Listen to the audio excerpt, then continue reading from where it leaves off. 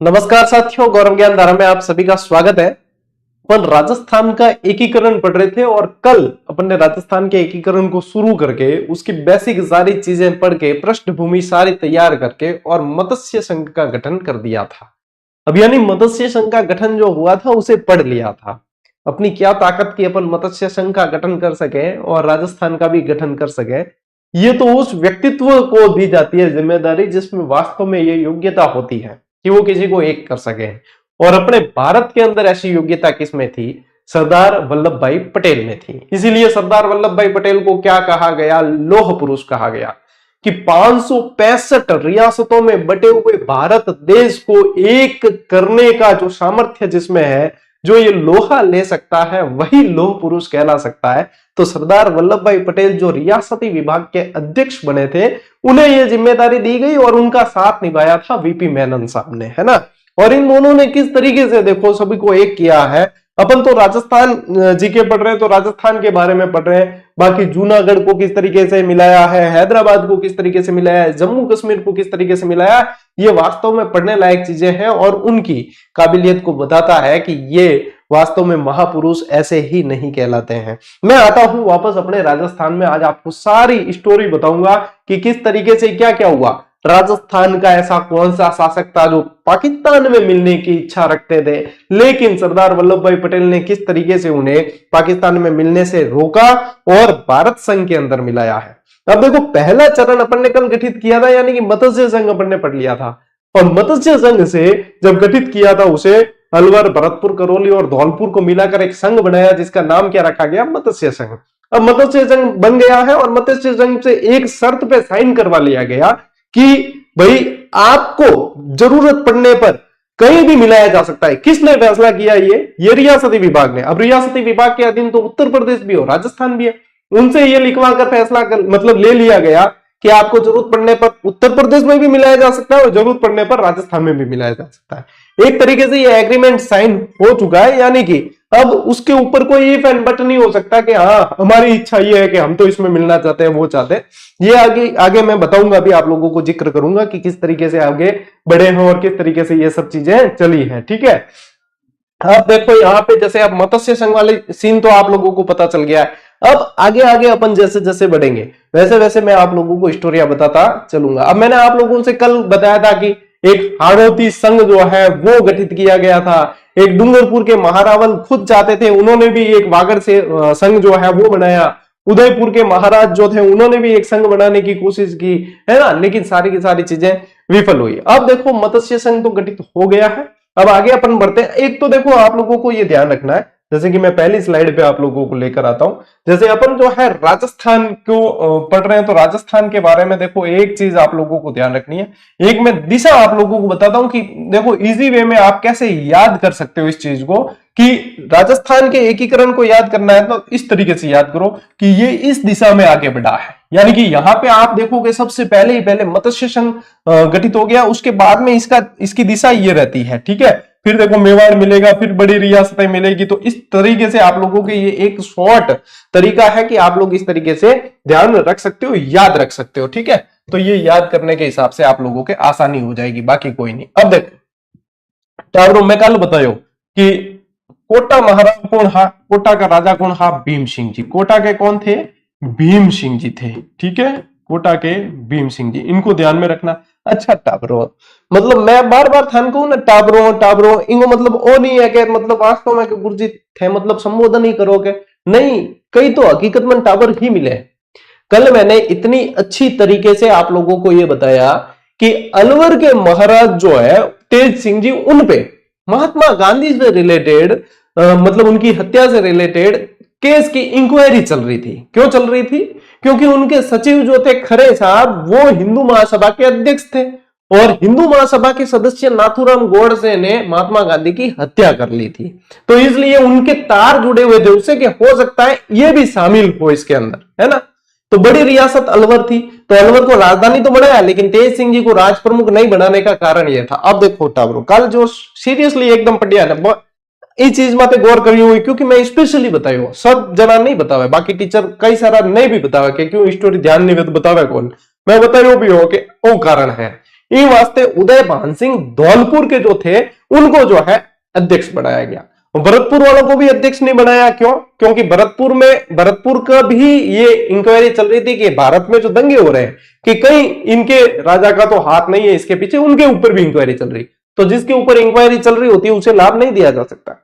इतना स्पष्ट बताने के बाद में मुझे आज एक कमेंट देखने को मिला कि गुरुजी जब अलवर बड़ी रियासत थी तो तेज सिंह जी को क्यों नहीं राज प्रमुख बनाया? अरे करम ठोक, इतो मतलब डिटेल में बहुत अच्छी तरीके से बताने के बाद भी यदि यह प्रश्न पूछा जाए मुझसे कि गुरुजी अलवर के राजा तेज सिंह को राज प्रमुख क्यों नहीं बनाया, अरे बेटा अब मैं क्या कहूं, मतलब मेरी भावना तो मैं बहुत उकल रही है कि अगर इस भावना को यदि व्यक्त कर दिया जाए तो बिखराव हो जाएगा।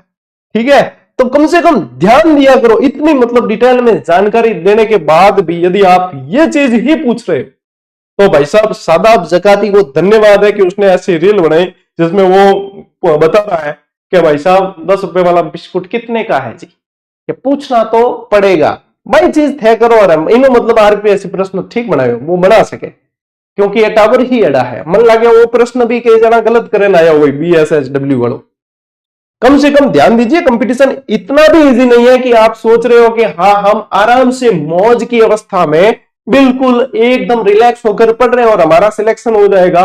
मैं आपको लिख कर देने को तैयार हूं कि आप बिल्कुल आराम से मौज की अवस्था में पढ़ रहे हो, आप अपने लक्ष्य के प्रति सीरियस नहीं हो। आपका सिलेक्शन तब तक नहीं हो सकता जब तक आप उसके प्रति एग्रेसिव नहीं हो जाओ। आप अपने लक्ष्य को प्राप्त करने के प्रति जब तक एग्रेसिव नहीं हो जाते, लक्ष्य को क्या पड़ी है कि वो आपके पास में आएगा। बहुत जने उसको चाहने वाले, बहुत जने हैं उस लक्ष्य को चाहने वाले, दूसरे ले जाएंगे, आप ऐसे ही मौज मौज में रह जाओगे। तो कम से कम सीरियस रहो, जो चीज बताई जा रही है उस पर ध्यान दे दिया करो। ठीक है, अब एक और कमेंट देखो, क्या गुरुजी वो एकीकरण वाला टॉपिक है नहीं वो मेरी किताब में है कौन, मैं कटूं पड़ा, जबकि मैं कल क्लास स्टार्ट करी जब भी बतायो। और टेलीग्राम माते पीडीएफ पहला गाली सुबह के मैं प्रजामंडल और एकीकरण की 10 पेज की पीडीएफ दी है, जिनके पास में है जिनके पास नहीं है सभी इसको प्रिंट कर लेना। मतलब बताई हुई चीजों को वापस यहाँ पे क्लास में 5 मिनट खर्च करके फिर बताना पड़े तो टाबरो थे खुशकिस्मत हो कि मेरे सामने थे ऑफलाइन क्लास में नहीं बैठा हो। ठीक है, चलिए ऑनलाइन ही हो कि गुरुजी खाली मतलब ज्ञान दे सके बोलर, बाकी ज्यादा कुछ नहीं हो सके। नहीं के ध्यान हाथ खड़ा कर वो कर दे तो क्यों स्कूल का मास्टर हाँ मुर्गो बनाने की सजा भी दे सकता है कि नहीं। चलिए यहां ध्यान दो, ऐसे देखो बचपना मत किया करो। जब पढ़ा रहे हैं आप लोगों को इतनी बेहतरीन क्लासें मिल रही है तो कम से कम इसकी वैल्यू करो और ये गलतियां भविष्य में नहीं दोहराओगे। ठीक है, चलिए अब देखो कोटा के महाराज जो भीम सिंह जी है इन्होंने बनाया हाडोती संघ। ठीक है, हाडोती संघ यानी कि ये कोटा झालावाड़ बूंदी और ये सब जो है मिलकर, कोटा झालावाड़ बूंदी ये सब मिलकर गए कहा, रियासती विभाग के पास। इन्होंने कहा कि ये छोटी छोटी जितनी रियासत है ना, किशनगढ़, टोंक, डूंगरपुर, प्रतापगढ़, कुशलगढ़, ये सब कुशलगढ़ ठिकाना वगैरह, इनको जो है मिलाकर हमारा एक संघ बना दिया जाए। इन्होंने प्रस्ताव रखा। इन्होंने प्रस्ताव कहां रखा? रियासती विभाग के सामने। और रियासती विभाग को तो चाहिए ये था कि छोटे छोटे मतलब एक जो संघ तैयार हो जाए ना, तो फिर इन संघों को एक करना मतलब आसान रहेगा। एक तो मतलब सीधे सारे अलग अलग है और एक जो है कैटेगरी बन गई, सबकी कैटेगराइज हो गए, तो उनको जो है एक करना आसान रह जाएगा। तो वो तो यही चाहते थे क्या हाँ भाई बात तो आपकी सही है और आपको जो है मिला दिया जाए। लेकिन रियासती विभाग ने एक प्रस्ताव रखा कि आप लोग तो मिल रहे हो लेकिन आपके टच में एक बड़ी रियासत आ रही है। कौन सी? मेवाड़। एक बड़ी रियासत है जो अपना स्वतंत्र अस्तित्व रख सकती है शर्तों के अनुसार, लेकिन वो मेवाड़ यदि इस संघ में मिल जाए तो हमारा काम बहुत आसान हो जाएगा और आप लोगों के भी अच्छी बात हो जाएगी। तो इनको पूछा कि आप लोगों को कोई आपत्ति तो नहीं है? तो क्या हाँ मान के आपत्ति हो सके, मैं तो यूं भी संघ बना रही हाँ तो मेवाड़ भी आ जाए तो की आपत्ति कौन है?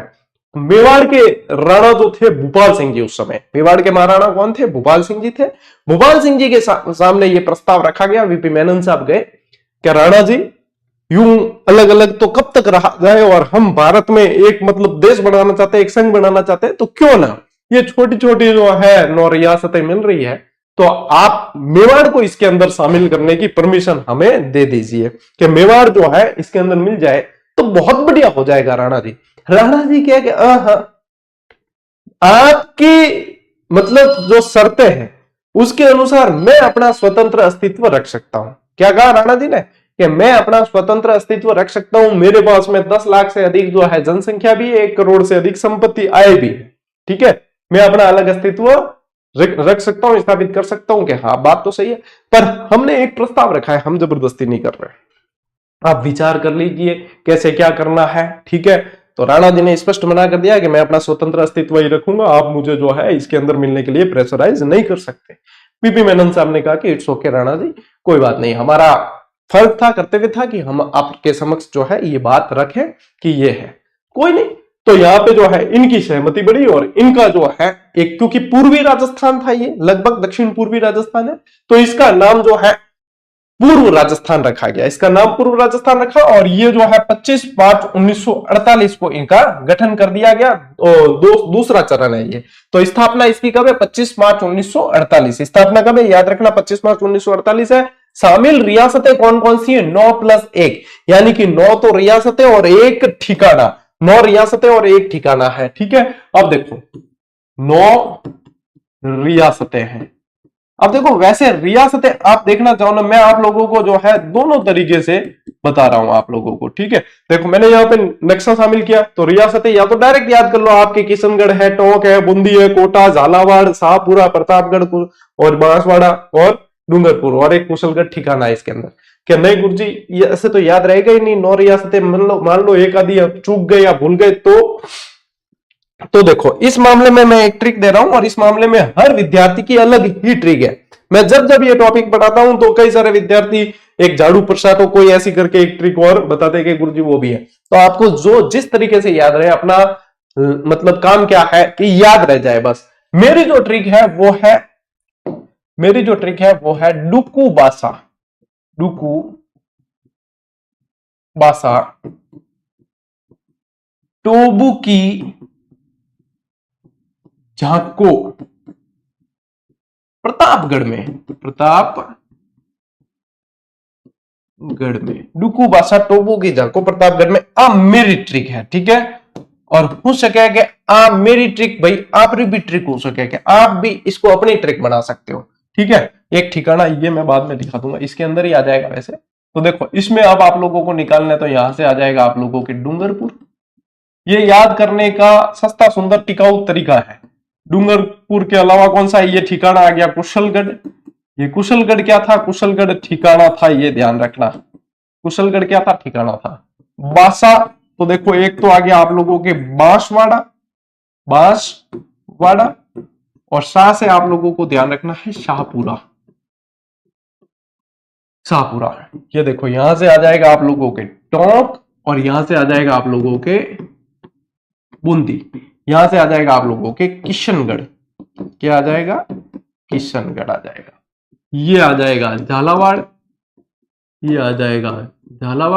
और ये आ जाएगा कोटा तो भीम सिंह जी है ही सबसे बड़ी रियासत थी इस समय, और यहां से तो कोई समस्या आ ही नहीं सकती। प्रतापगढ़, देखो कोई रह तो नहीं गया, आ गए लगभग सब, ठीक है। और वैसे रह गया हो तो यहां से देख लेना। देखो शाहपुरा, प्रतापगढ़, बूंदी, टोंक, किशनगढ़, कोटा, झालावाड़, और यहां से कुशलगढ़ आ गया, बांसवाड़ा आ गया, डूंगरपुर आ गया। ये सारे के सारे इसमें मिल गए हैं, ठीक है। ये सारे के सारे यहाँ पे मिला दिए गए हैं। अब देखो राजधानी, क्योंकि कोटा सबसे बड़ा था तो कोटा को राजधानी बनाया गया, और कोटा के ही भीम सिंह जी को क्या बनाया गया? राज प्रमुख बनाया गया। भीम सिंह जी को राज प्रमुख बना दिया गया। और प्रधानमंत्री ये शाहपुरा के थे गोकुललाल असावा। शाहपुरा के गोकुललाल असावा को प्रधानमंत्री बनाया गया। उद्घाटनकर्ता मैंने कल याद करवाई दिया था। वार्षिक आय इसकी 2 करोड़ थी। वार्षिक आय कितनी थी? 2 करोड़। होनी कितनी चाहिए? 1 करोड़ से अधिक होनी चाहिए यदि स्वतंत्र अस्तित्व रखना है तो। इनकी हो गई 2 करोड़, ठीक है। तो ये आप लोगों को जो है जानकारी ध्यान में रखनी है, ठीक है टाबरों। चलिए इसका स्क्रीनशॉट ले लो, फिर आगे बढ़ते हैं कि मेवाड़ कैसे मिला अंदर। स्टोरी है आज तो भाई, ये चीजें बोरिंग नहीं लगेगी आप लोगों को, स्टोरी बढ़िया तरीके से याद करो, पढ़ो। अब देखो ये इसका भी स्क्रीनशॉट लेना चाहते हो तो ले लो, चलो। अब देखो जब इनकी बात चल रही थी, मतलब दूसरा चरण जो ये था ना, इसकी स्थापना नहीं हुई उससे 2 दिन पहले की ही बात है लगभग, ठीक है। इनकी जब बात चल रही थी तब माणिक्यलाल वर्मा कहां से संबंधित थे? मेवाड़ से, जनता के नेता थे। क्योंकि प्रजामंडल से जुड़े हुए थे माणिक्यलाल वर्मा। माणिक्यलाल वर्मा जो है राणा जी के पास जाते हैं और कहते हैं कि राणा जी देखिए, आप राजा हैं किसके? जनता के। आप किसके पीछे हैं? जनता के पीछे। लेकिन आप ऐसे जनता से बिना पूछे ये फैसला नहीं ले सकते कि मेवाड़ जो है स्वतंत्र रहेगा या इस संघ में मिलेगा या नहीं मिलेगा। और हमें यह लगता है कि मेवाड़ को इस संघ में मिल जाना चाहिए था। मेवाड़ स्वतंत्र अपना ऐसे अस्तित्व लेके आगे नहीं बढ़ सकता। ये कहीं ना कहीं जनता के साथ ठीक नहीं है। राणा जी के नहीं नहीं ये ठीक है, ऐसे ही चलेगा। कि नहीं, आगे जो है अंग्रेज चले गए तो राणा जी राजतंत्र भी नहीं रहेगा, अब लोकतंत्र बनने वाला है, आप ऐसा नहीं कर सकते। तो राणा जी आ गए फिर दबाव में। किसके दबाव में? जनता के दबाव में, प्रजामंडल के दबाव में। तो राणा जी ने अपने जो है प्रधानमंत्री रामास्वामी जी को बुलाया कि रामास्वामी जी यह है कि प्रेशर बने हैं, अपन मिलना तो पड़ी यार, कि अपन को मिलना तो पड़ेगा इनसे। लेकिन अपन ने एक बार मना कर दिया, अब मिले कैसे?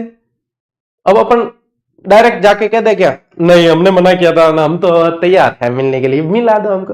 तो यूं मजा नहीं आया, यूं अपारी जो है बराबर भी नहीं लगे कि यार तो रामास्वामी जी ऐसा है, आप जाइए दिल्ली, वीपी मेनन से मिलिए और वीपी मेनन से कहिए कि राणा जी मिल तो जाएंगे, लेकिन राणा जी की 3 शर्तें हैं। यदि आप वो 3 शर्तें पूरी करते हो तो मेवाड़ इसमें मिलने को तैयार है। ध्यान रखना, ये जो इनका उद्घाटन होना था ना 25 मार्च को, उससे पहले 2 दिन पहले की बात है। ठीक है, ये 2 दिन पहले का इंसिडेंट है, ये तो बाद में डेट डिसाइड किए, बाद में हुआ है। इस पे अभी मत देखना, ये मैं समझाऊंगा तभी देखना। अब रामास्वामी जी जाते हैं वहां और वीपी मेनन साहब के सामने 3 शर्तें रखते हैं। अब 3 शर्तें क्या?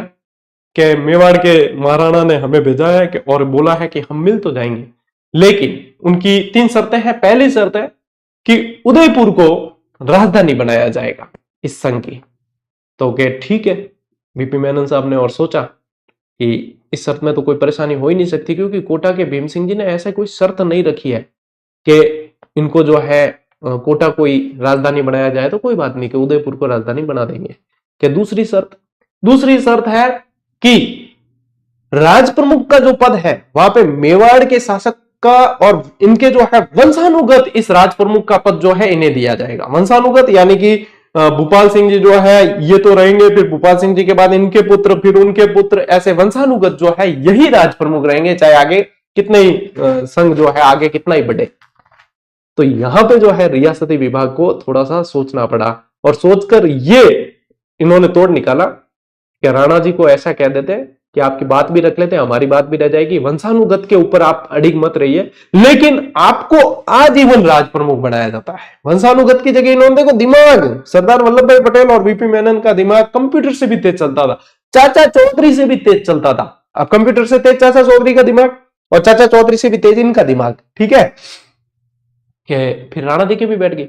राणा जी को समझाया, देखो राणा जी, वंशानुगत की जिद करने से मतलब नहीं है, और इस जो है आधुनिकीकरण की दौड़ में आप पीछे रह जाओगे, हमारे सहयोग की आवश्यकता पड़ेगी। वंशानुगत के ऊपर आप टिके नहीं, आप आजीवन बन जाइए। देखो, जब तक है जान तब तक है जहान, आप जब तक जिंदा हो तब तक आप आबाद हो, बस आपको कोई हटाने वाला नहीं है, ये हम आप लोगों को वचन देते हैं। ठीक है, राणा जी भी होची हो गए, अपा जिंदा हाथ जब तक ठीक है, अपर जाने रे बात तो यूं भी उत्तराधिकारी भी संघर्ष सुझिया करे और लारे के कर रही भाई, अपार जो है आने वाली संतति अपन की ध्यान भी नहीं है। ठीक है, तो कोई बात नहीं, इस शर्त पे भी सहमति बन गई। तीसरी शर्त सबसे खतरनाक थी, जो थी कि राणा जी ने कहा है 20 लाख का प्रीवी पर्स इन्हें दिया जाए। प्रीवी पर्स क्या होता है? जिससे राजा अपने सारे खर्चे चलाता है, वो होता है प्रीवी पर्स, जो बाद में संविधान संशोधन के द्वारा जो है समाप्त भी कर दिए गए थे। बाद में जब संविधान संशोधन होने लगे तब समाप्त भी कर दिया। अब ये खतरनाक शर्त है, क्यों? क्योंकि रियासती विभाग पहले ही ये तय कर चुका था कि किसी भी रियासत को, किसी भी राजा को 10 लाख से अधिक का प्रीवी पर्स नहीं दिया जाएगा। ये ऑलरेडी डिसाइडेड था। यदि अब इनको देते हैं तो अन्य भी मांग करेंगे और नियम शर्तें सारी गड़बड़ होगी। आ रहा है भाई साहब रियासती विभाग के, ओ भाई काम टेढ़ो है, इसका भी तोड़ निकालना पड़ेगा। सरदार वल्लभ भाई पटेल, वीपी मेनन, रियासती विभाग के अन्य सदस्य सब ने मीटिंग की और कहा कि इसका तोड़ कैसे निकाले। तब इसका समाधान निकला कि 10 लाख तो डायरेक्ट दे सकते हैं, कि 10 लाख तो दिए मानो, अब पीछे बचे 10 लाख, तो 5-5 लाख के 2 अलग से पर्स बनाए, जिसमें एक पर्स तो दिया, एक पर्स तो ऐसे करके दिया कि राज प्रमुख के नाते दिया, डायरेक्ट तो रियासत को दिया ही दिया 10 लाख, तो एक दिया कि राज प्रमुख के खर्चों के लिए एक अलग से पर्स बना दिया, और एक 5 लाख और दिया कि मेवाड़ की जो है बहुत पुरानी रियासत है, इनकी परंपराएं बहुत ज्यादा है और परंपराओं पे बहुत खर्चा होता है, उन परंपराओं के निर्वहन के लिए 5 लाख का पर्स अलग से दिया, क्योंकि मेवाड़ की उस समय सबसे ज्यादा परंपराएं होती, सबसे प्राचीन रियासत थी। तो ऐसे करके 5-5 लाख के 2 पर्स बनाए और 10 लाख का एक, हो गए 20 लाख। अब राणा जी भी खुश के 20 लाख का पर्स हमें दे दिया है, और वो भी खुश कि भाई 20 लाख इनको दे दिए, और तीनों शर्तें जो है हो गई, मान ली गई। और मेवाड़ को क्या भाई आओ। अब मेवाड़ वाला क्या, मतलब इनको कहा कि अब जो है ये मेवाड़ मिलने के लिए तैयार हो गया है, कि मेवाड़ यहाँ पे मिलने के लिए तैयार है, तो अपने जो है उद्घाटन को थोड़ा सा आगे खिसकाते हैं, उनको भी तैयारियों का मौका देना। कोटा के महाराज भीम सिंह जी ने कह दिया हाँ आ चीज को नहीं, पहले जो है मिल जाते तो बात अलग है, अब सारी तैयारियां हो चुकी है, इसको आगे नहीं खिसकाया जा सकता। ये तो होगा भैया 25 तारीख को ही, ये तो 25 को ही होगा, आपको मेवाड़ को मिलाना है और उद्घाटन करना है, अलग से आप इसका डिसाइड करें। तो यहाँ पे रियासत विभाग को दिक्कत नहीं थी, क्या कोई बात नहीं, इनका जो है अलग से डेट डिसाइड कर लेंगे, इनको अलग से जो है लगा देंगे कि ना फोन वगैरह। ठीक है, तो यहां तक बात समझ में आ गई। अब वहां पे उनका दूसरे चरण का जो है उद्घाटन हो गया। अब तीसरे चरण में जैसे ही मेवाड़ मिल जाता है तो इसका नाम हो जाता है संयुक्त राजस्थान। ठीक है, मेवाड़ के मिलने से नाम क्या हो जाता है, संयुक्त राजस्थान नाम हो जाता है। ठीक है, तो यहां पे आप लोगों को क्या ध्यान देना है कि तीसरा चरण क्या है, संयुक्त राजस्थान है। ठीक है, अब कब मिलाया गया इसे, 18 अप्रैल 1948 को मिलाया गया है। कब मिलाया, 18 अप्रैल 1948 को इसे मिलाया गया है। ठीक है, अब पूर्व राजस्थान, यानी कि पूर्व राजस्थान के अंदर कौन कौन थे, देखो ये किशनगढ़, टोंक, बूंदी, कोटा, झालावाड़, शाहपुरा, प्रतापगढ़, कुशलगढ़, डूंगरपुर, ये तो थे ही। अब इसमें क्या मिला है, ये उदयपुर मिला है। तो सिर्फ ये तो याद थी आपको, डुकुवासा टोकू की जाको प्रतापगढ़, इससे ही याद थी ये, और ये इसके अंदर मिल गया उदयपुर, ये उदयपुर इसके अंदर मिल जाता है। तो यहां पे आप लोगों को ध्यान रखना है कि पूर्व राजस्थान प्लस उदयपुर आ जाते हैं, यानी कि संयुक्त राजस्थान बन गया। अब राजधानी शर्तों के अनुसार उदयपुर को बनाया गया, राज प्रमुख शर्तों के अनुसार भोपाल सिंह जी को बनाया गया, और प्रधानमंत्री माणिक्यलाल वर्मा को बना दिया गया। इससे पहले गोकुललाल आशावा थे, तो उनकी जगह माणिक्यलाल वर्मा को बनाया। उद्घाटन करता जवाहरलाल नेहरू, और वार्षिक आय इनकी 3.16 करोड़। ठीक है, 3.16 करोड़ वार्षिक आय। यहां तक बात क्लियर, और यहां तक समझ में आई चीज, मजा भी आया होगा आपको, इंटरेस्ट भी आया होगा। तो बढ़िया तरीके से ये स्क्रीनशॉट लो और डिसाइड करो। ठीक है, फिर आगे बढ़ते हैं अपन।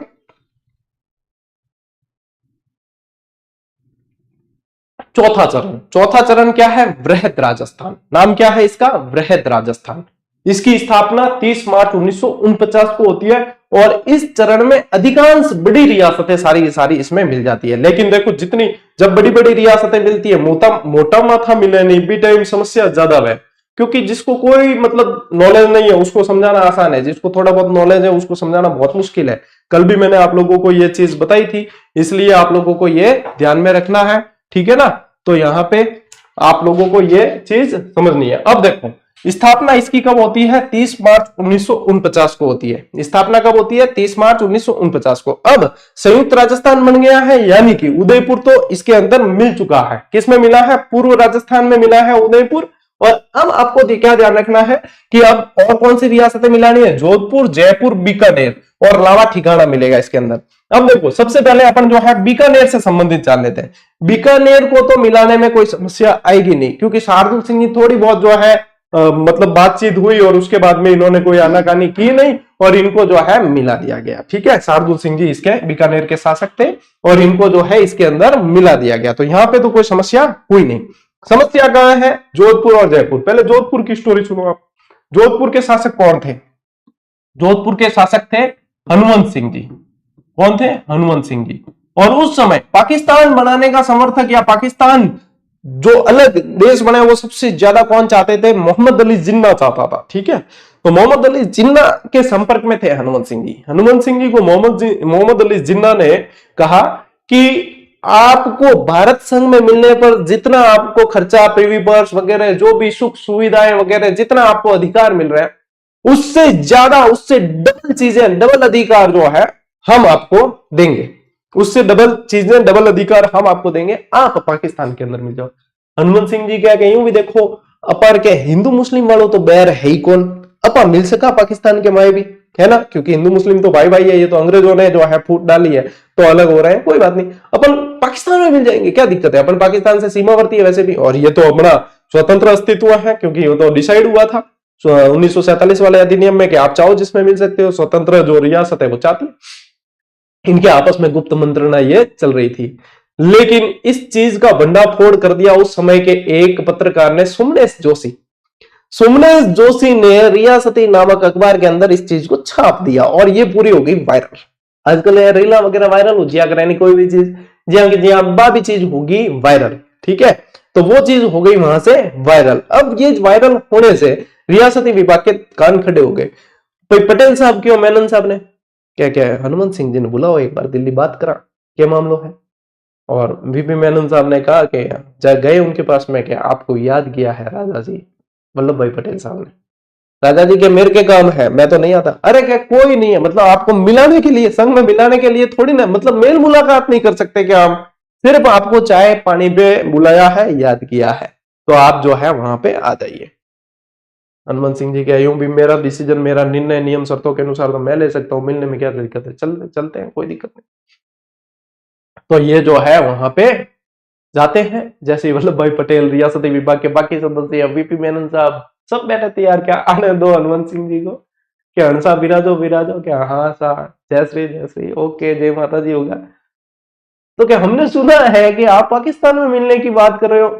हनुमंत सिंह जी के देखो इस मामले में बात नहीं होगी, ये कहा था मुझे कि मैं यहाँ पे मिलने आऊंगा, सिर्फ चाय औपचारिक मुलाकात है, चाय पानी पे जो है बात होगी, कि वो बात तो ठीक है, लेकिन बताओ तो सही कि कारण क्या है, कि मैं अपना स्वतंत्र अस्तित्व रख सकता हूं नियम शर्तों के अनुसार, रख तो सकते हो, लेकिन अपने पुरखों की तो देखो, अपने मतलब इतिहास को तो देखो, आपका जोधपुर का इतिहास कितना यशस्वी रहा है, और आप पाकिस्तान में मिल जाओगे और भारत में नहीं मिलोगे, तो आगे आने वाली पीढ़ियों क्या देखेगी आपको, क्या जवाब दोगे आप उन्हें। हनुमंत सिंह जी कहे कि कौन, ये सारी बातें मैं सोच चुकी हूं, मैं मिलूं पाकिस्तान में। फिर कहा आप फिर से सोच लीजिए, आप चाहे मिल जाओगे, लेकिन वहां की जनता कभी नहीं चाहेगी कि वहां पे जो है आप उनके साथ में मिलो, जनता आपको जीने नहीं देगी, ये ध्यान रख लेना, आप मिल भी जाओगे। ऐसे करके पूरा दबाव बनाया, और पूरा दबाव बनाकर जो है उनको भारत संघ में मिलाने विलय पत्र पे हस्ताक्षर करवा दिया। उससे पहले उनको हनुमंत सिंह जी इतने गुस्सा हो गए थे कि उन पर पेन पिस्टल टान दी थी, वीपी मेनन पर पेन के आकार की पिस्टल आती थी उस समय, हिडन पिस्टल, पेन पिस्टल मार, गोली मार दूंगा, मेरे को क्या झूठ बोल के बुलाया। तो हनुमंत सिंह जी जो है, ये वाला इंसिडेंट हुआ, जितने में पेन पिस्टल था, जितने में लॉर्ड माउंटबेटन वहां पे आ गए तो सुलह हो गई। बाद में जो है इनको मिलाया गया, कहां पे, भारत के अंदर ही मिला दिया गया, ठीक है, यानी कि संघ के अंदर मिलाने पर राजी कर दिया। यह तो जोधपुर की बात तो हो गई, ठीक है।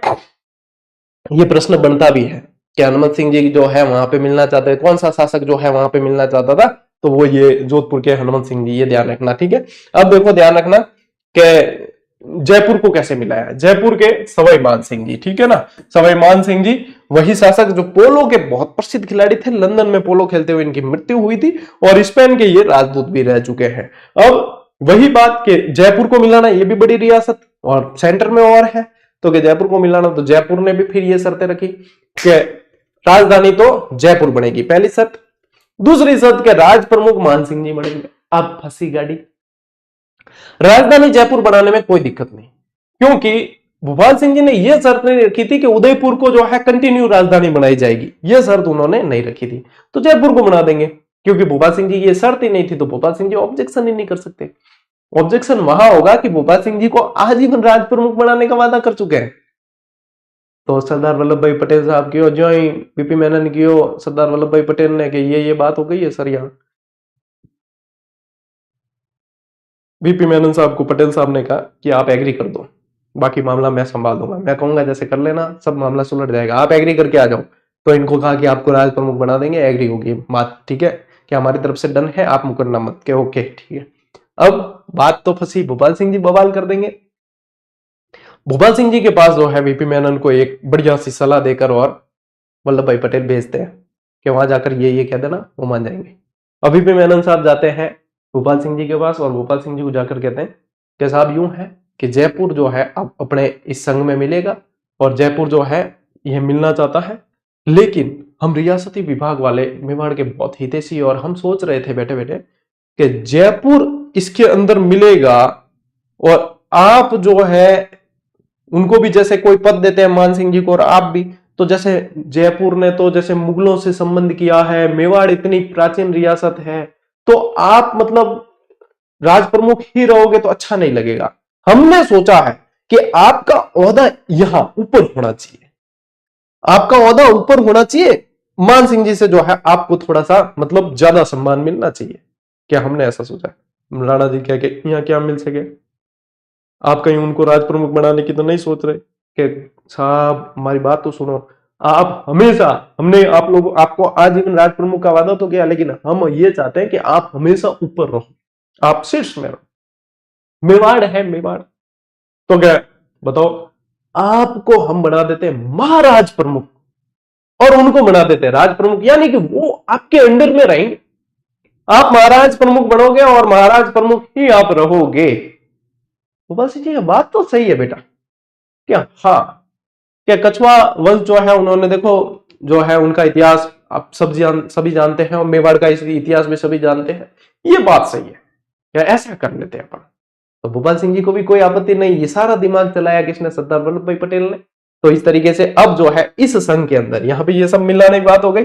अब देखो राजधानी जयपुर को बना दिया शर्त के अनुसार, राज प्रमुख बना दिया सवाई मान सिंह को और महाराज प्रमुख का पद गठित किया गया और महाराणा भूपाल सिंह को महाराज प्रमुख बना दिया, सारी सुलह हो गई। प्रधानमंत्री किसे बना दिया? हीरालाल शास्त्री को बना दिया जयपुर के, और उद्घाटन करता सरदार वल्लभ भाई पटेल उद्घाटन करता। और ये बीकानेर मिल गया, जैसलमेर मिल गया, जोधपुर और जयपुर भी मिल गया।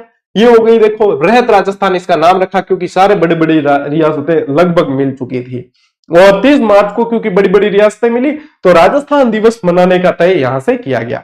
अब जो है अपने ये ध्यान रखना कि चैत्री जो नवरात्रि स्थापना के दिन जो है अब इस 2025 में घोषणा की है कि आगे से राजस्थान दिवस तब मनाया जाएगा। तो ये वो करंट का सवाल है, ये आप लोगों को इतिहास से रिलेटेड ध्यान रखना है, ठीक है। चलिए स्क्रीनशॉट लीजिए भाई, आगे बढ़ा। अब आती है पांचवें चरण की बात। अब संयुक्त राजस्थान तो है, वृहत राजस्थान तो है, अब संयुक्त वृहत राजस्थान बनेगा। वृहत राजस्थान यानी कि ये सारा मिला हुआ है, ठीक है। अब इसके अंदर मिलाया जाएगा मत्स्य संघ। अब मत्स्य संघ, अब मत्स्य संघ में भैया अलग ही वहां पे जो गणित चल रही थी, वहां के शासक जो है ना इसको अलग ही देश बनाने की सोच रहे थे, जिसको मेवस्थान बनाने की सोच रहे थे, क्योंकि मेव बाहुल्य, वो यहां से अलग देश इसको बिल्कुल बनाने के, ये अपना अलग ही देश, एक भारत एक पाकिस्तान और तीसरा मेवस्थान। अरे भाई साहब, और जनता नहीं चाहती थी, जनता चाहती थी कि ये जो राजस्थान का ये जो संघ बना है, सारी रियासतें मिली उसमें मिल जाए, और ये रियासती विभाग वाले चाहते थे कि ये उत्तर प्रदेश में मिल जाए। अब देखो तीन तरीके की गणित चल रही है, तो किया क्या जाए? किया वो जाएगा तो जनता जाएगी। तो बीच में तोड़ ये निकाला कि यहाँ पे जो है जनता की राय ली जाए। तो यहाँ पे एक समिति का गठन किया गया, शंकर रावदेव समिति, जिसने जनता की राय को जाना और उसकी राय के आधार पर मत्स्य संघ को मिलाया गया वृहत राजस्थान के अंदर, ठीक है। वृहत राजस्थान में मिला दिया। इन दोनों को मिलाने से ये एक संयुक्त वृहत राजस्थान अस्तित्व में आ जाता है। अब देखो इसके अंदर ये अलवर, भरतपुर, धौलपुर और करौली, ये वाला क्षेत्र भी इसमें मिल जाता है। राजधानी वही जयपुर, राज प्रमुख वही मान सिंह जी, महाराज प्रमुख वही भोपाल सिंह जी, और प्रधानमंत्री हीरालाल शास्त्री, और राजस्व मंत्री जो है यहाँ पे बाबू शोभाराम कुमावत। यानी कि सरकार किसकी है?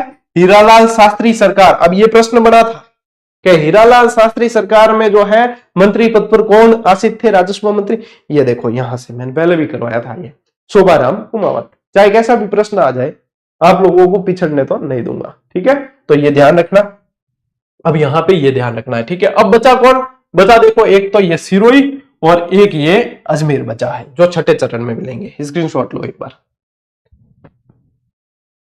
देखो छठा चरण जिसका नाम राजस्थान संघ होता है, ये स्थापना इसकी 26 जनवरी 1950 को। इसमें संयुक्त वृहत राजस्थान और सिरोही को मिला जाता है। अब सिरोही को मिलाने में, सिरोही क्योंकि पहले जो है अपने गुजरात रेजिडेंसी के अंदर था, राजपुताना से गुजरात रेजिडेंसी में दिया, फिर बंबई रेजिडेंसी के अंदर गया। इस तरीके से सिरोही का इतिहास अलग तरीके से चला है।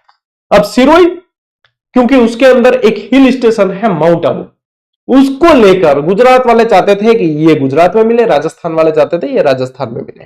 और यहां के नेतृत्व करता थे अपने गोकुल भाई भट्ट, जिनको राजस्थान का गांधी कहा जाता है।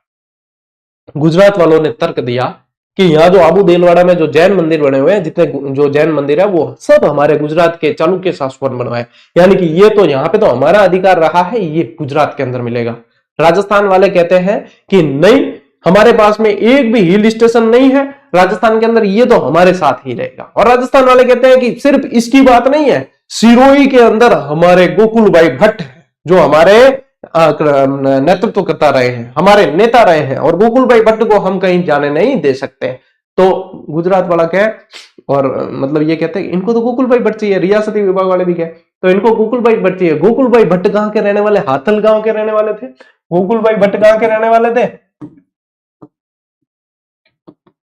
गोकुल भाई भट्ट कहां के रहने वाले थे, हाथल गांव के, हाथल गांव सिरोही में, ठीक है, हाथल गांव सिरोही के। तो इन्होंने, रियासती विभाग ने एक बार कहा कि ये संघर्ष चलता ही रहेगा, अपन ऐसा करते हैं, एक तोड़ निकालते हैं, आबू देलवाड़ा को लेकर ही संघर्ष चल रहा है तो इसको बाद में डिसीजन लेंगे। आबू देलवाड़ा को छोड़ दिया, उसको छोड़कर बाकी सिरोही को जो है राजस्थान में मिला दिया। तो संयुक्त वृत्त राजस्थान में क्या मिल गया, सिरोही मिल गया, लेकिन आबू देलवाड़ा को छोड़ दिया था, ये ध्यान रखना, ठीक है। और ये जो मिलता है ना, ये ध्यान रखना आप, अबुल फजल समिति की सिफारिश के आधार में मिला ही है। क्या ध्यान रखोगे, अबुल फजल समिति,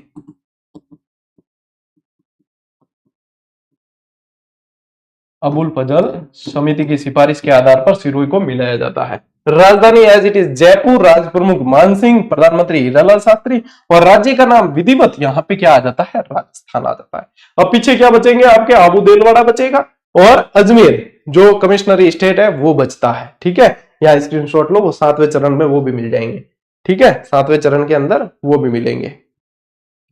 अब 7वें चरण के अंदर राज्य पुनर्गठन आयोग बनता है। राज्य पुनर्गठन आयोग की सिफारिश पर फिर क्या किया गया, राज्य पुनर्गठन आयोग इसलिए बनाया गया कि अब जो है लास्ट में जितने जितने कुछ बचे हैं उनको भी मिल मिला के छुट्टी करते हैं। उनकी सिफारिश पर बाद में जो है 1 नवंबर 1956 को यह गठन होता है। आबू देलवाड़ा को भी मिला दिया गया, कहां, राजस्थान के अंदर। कैसे कि भाषाई आधार पे, के भाषा वगैरह यदि देखते हैं, कल्चर देखते हैं, संस्कृति देखते हैं, तो राजस्थान से मिलती जुलती है, सारी गुजरात से मिलती जुलती नहीं है। इसके आधार पे जो है इसको भी यहां राज्य पुनर्गठन आयोग की सिफारिश पर इसमें मिला दिया गया। और क्या मिलाया है, सुनील टप्पा लिया है, एमपी से सुनील टप्पा लिया और अजमेर मेरवाड़ा को मिला दिया। लेकिन यहां से राजस्थान से सिरोंज को एमपी को दिया गया, सिरोंज जो था क्षेत्र वो एमपी को दिया गया। ये बदलाव यहां पे होते हैं। राज्य पुनर्गठन आयोग ध्यान में रखना यहां, ठीक है। और राजधानी जो है जयपुर को ही बनाया गया, मानसिंह जी थे या हीरालाल शास्त्री थे, और राजस्थान को 20 श्रेणी का राज्य का दर्जा यहां पे दिया गया। लेकिन एक चीज और ध्यान रखें कि राज्य पुनर्गठन आयोग जो है, पुनर्गठन आयोग द्वारा बाद में राजस्थान को ए श्रेणी में शामिल किया गया। बाद में ए श्रेणी में शामिल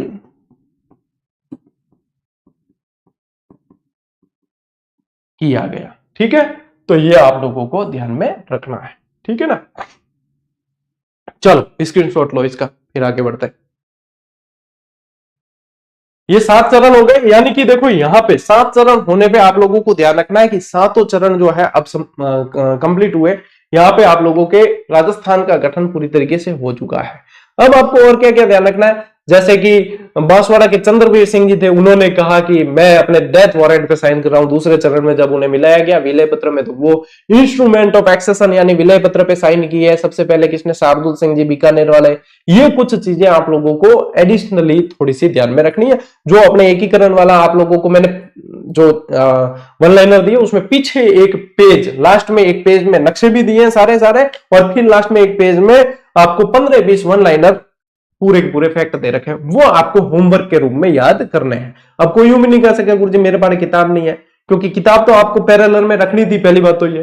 फिर भी आप लोगों के भाई कुछ रहता है कि कोई नहीं हमारे पास में नहीं है, तो भी इसकी एकीकरण की और प्रजामंडल की तो पीडीएफ भी दी है टेलीग्राम पे, है ना। जो वन लाइनर की चैप्टर है वही पीडीएफ भी आप लोगों को उसमें दी है, तो आप उससे भी पढ़ सकते हो। बाकी मैं समझता हूं जिस शिक्षक से आप पढ़ रहे हो उनकी पुस्तक होती है तो आपकी पढ़ाई में और थोड़ी सी तेजी आती है। क्यों? क्योंकि उसमें फिर विरोधाभास नहीं आता है। क्यों? क्योंकि जिससे पढ़ रहे हो उनकी पुस्तक भी है तो विरोधाभास नहीं आता। नहीं तो जिससे पढ़ रहे हो बार बार, मेरे ही नहीं कह रहा हूं, किसी से भी पढ़ रहे हो बार बार अपनी जो चीज है उसका जिक्र तो हो ही जाता है, ठीक है, क्योंकि वो उन्होंने लिखी है, उनको पता है कि उसमें किस तरीके से दिया है। तो इसलिए आपके पास में जिससे भी पढ़ रहे हो उनकी पुस्तक या जो भी है उनकी सामग्री हो तो आप लोगों के लिए ज्यादा बेटर रहता है। तो ये स्क्रीनशॉट ले लो। इसी के साथ में साथियों आपके एकीकरण वाला भी टॉपिक पूरा हुआ। अब कल्चर के अंदर तो आप लोगों के एक रहा है साहित्य वाला, जो 2 दिन में अपन साहित्य बोलियां पढ़ लेंगे, और फिर आपके यातायात के साधन रहेगा वो अपन शैक्षिक परिदृश्य के बाद पढ़ेंगे। पढ़ाऊंगा जरूर, चिंता नहीं करें। लेकिन क्या है कि विद्यार्थी सुनते ही नहीं है एंड तक, के एंड है आगे बस बंद कर दो, टाइम नहीं है इतना किसके पास में, कैसे गुरु जी की बातें सुने, और सुन ही लो तो फिर इतना संघर्ष नहीं करना पड़े, पहले सिलेक्शन हो जाए। तो फिर बाद में जो है ठोकरे खाकर भी सुनते हो तो पहले ही सुन लिया करो। मैं कोई अनावश्यक तो कभी भी आप लोगों को वीडियो नहीं देता, कभी भी अनावश्यक बात नहीं करता, आप लोगों के टू द पॉइंट क्लासेस चलती है ना। तो जो आप लोगों को मार्गदर्शन दिया जाता है, साथ साथ में मोटिवेशन दिया जाता है, मार्गदर्शन दिया जाता है, ध्यान रखने लायक चीजें बताई जाती है, उन्हें सुना करो ताकि बार बार परेशानी नहीं हो आप लोगों को, है ना, भटकना नहीं पड़े। तो ये चीजें हैं साथियों, ध्यान रखना। ये बढ़िया तरीके से आपके एकीकरण संपन्न हो चुका है। बढ़िया तरीके से याद करो, बढ़िया तरीके से पढ़ो और अभ्यास कर लेना। अभ्यास के अंदर ध्यान रखना ये तो कॉम्बो 3+2 है। और ध्यान रखना आप लोगों को जो 10 मॉडल पेपर दिए हैं उसके स्क्रीनशॉट भी आप लोगों को डालकर बताए हैं टेलीग्राम पे। L2 के तो मैं दे चुका हूं, L1 वालों के 2-4 दिन में दे देंगे। अभ्यास करना तो चूकना ही मत, क्योंकि जितने टॉपर्स हैं, जितने सिलेक्शन हुए उनसे पूछ लेना कि उन्होंने भी ठोकरे खाई। उन्होंने कमी यही रखी थी कि पढ़ा बहुत लेकिन प्रैक्टिस नहीं की, और फिर बाद में जैसे ही उन्होंने प्रैक्टिस को अपनी रणनीति के अंदर शामिल किया, सिलेक्शन उन्होंने ले लिया है। मैं बार बार आप लोगों को बताता हूं, इसीलिए मैंने लागत मूल्य के अंदर आपको टेस्ट सीरीज दे रखी है कि ये आप नहीं कहो कि गुरुजी हमारे पास में तो पैसे ही नहीं है, तो कोई धन संपदा पूरी नहीं लुटानी है। सारे की सारी आप लोगों के मतलब जितनी कम हो सकती है, राजस्थान में सबसे कम और सबसे बेस्ट टेस्ट सीरीज आप लोगों को प्रोवाइड करवाई है इस जीजीडी प्लेटफॉर्म के थ्रू, ठीक है। तो बढ़िया प्रैक्टिस करो और आगे बढ़ो, मौज करो, राज करो। अपन मिलते हैं अगले वीडियो में, अगले सेशन में। तब तक के लिए राम राम, जय हिंद।